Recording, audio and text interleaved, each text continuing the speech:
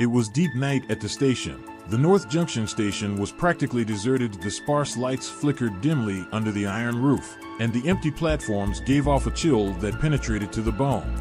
Anton, a young journalist, was traveling to a small northern village to write an article about its disappearing inhabitants. The last train there left at midnight, and Anton managed to buy a ticket at the last moment.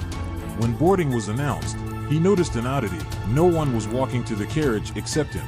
The train looked old, with peeling paint and windows through which the light barely penetrated. But Anton decided that it was just ordinary transportation for such remote places.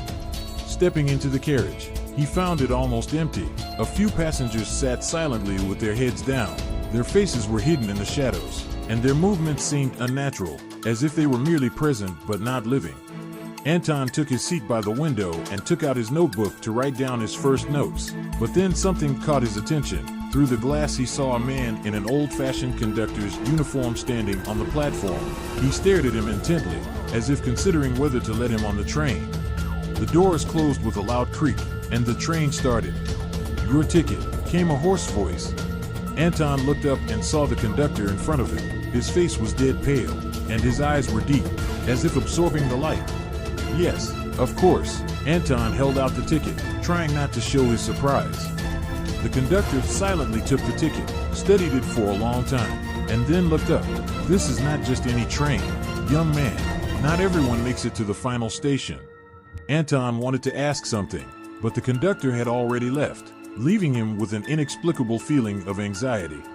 Soon the train entered the tunnel, and the lights in the car flickered. Anton noticed that the passengers around him began to move, their heads slowly turning toward him. When the light went out completely, the carriage was filled with a strange sound, either whispers or a faint scraping. And then Anton felt a cold breath on his neck. Anton turned around, but saw no one. The cold breath disappeared, but the oppressive feeling of anxiety did not leave him. The lights in the car were still on, and the train continued to rush forward as if through an endless void. He looked at the other passengers, and his heart clenched. They were now sitting unnaturally straight, their heads turned toward him, but he couldn't see their faces. The darkness seemed to be thickening around their figures. "Excuse me, is everything all right?" Anton asked, addressing the nearest man. He didn't answer. Instead, he raised his hand and pointed to the window. Anton did not immediately dare to look. When he turned his head, his breath caught. Outside the window, in total darkness, pale, ghostly faces flashed by.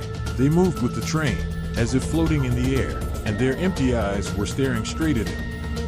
Anton abruptly moved away from the window, feeling fear gripping him. Suddenly the train